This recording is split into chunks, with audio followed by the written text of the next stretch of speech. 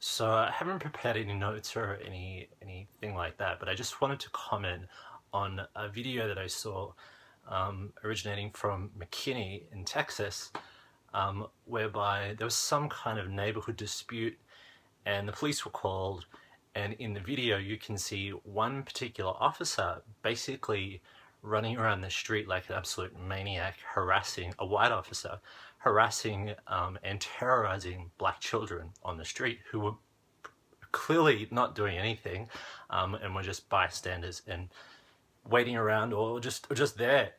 And this white officer was verbally abusing, harassing, terrorizing, waving his gun, and in one instance you can see he basically assaults a teenage girl and throws her to the ground and is, harassing her. Like, the whole thing is appalling to witness. Now, what enrages me is, one, the fact that it happened, and two, that basically we can all pretty much guarantee that nothing will happen to that guy. He'll get off, or he'll be back at work, or he'll find another job somewhere else in the police. Like, it is so enraging to know that these officers don't face any type of consequences for their actions. In any other occupation, if anyone behaved even remotely close to what that man did in the video, they would be fired. No questions. Game over. And yet, this guy, probably nothing will happen to him. He's on administrative leave. Big freaking deal. Forget administrative leave. Fire the guy. Sack him. No more. No job.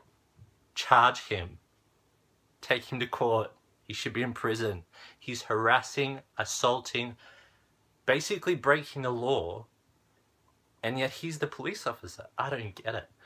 There was only one person in that video that needed to be arrested, and it was the officer, Casebolt. Now, I don't normally comment on these types of situations in the form of a video. I'll write something on Facebook, but I'm so enraged by what I saw that I feel compelled to say something because, basically, if white people don't speak out about the actions of other white people, well, what's the good of us? We need to call out bad behavior amongst our own people.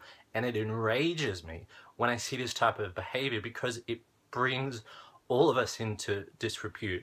It makes us all look bad. It makes police officers look bad. It makes white people look bad. We're not all like this.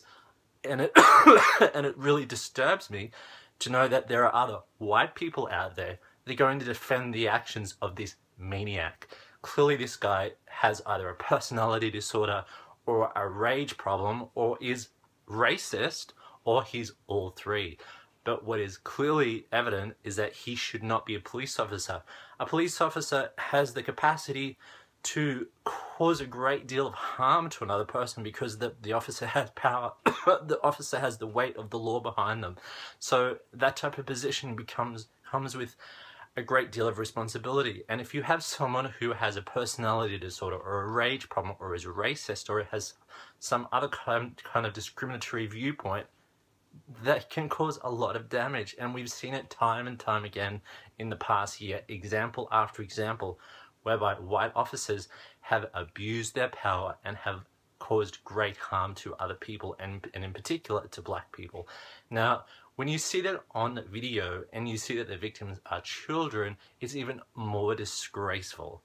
Now, I don't see how anyone, be it a police department or a police union or a lawyer or anyone, could defend the actions of this officer. It's there on video. There's nothing to dispute. There's nothing to investigate. It's all there. Press play and you can see what happens.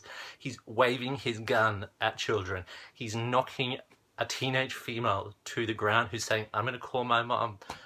He's handcuffing kids. These kids are not doing anything, and he's running around like a maniac. And then his mates come over. They're kind of scared of him, and they don't do anything either.